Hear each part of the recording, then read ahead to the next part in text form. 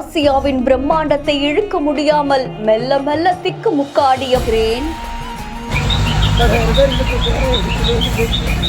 சாலையில் மெல்ல மெல்ல அசைந்து வந்த நெல்லையப்பரின் 480 டன் வாகனம். பள்ளம் ஏற்பட்ட இடத்தை சரி செய்து மீண்டும் நிறுத்தப்பட்ட தேர்.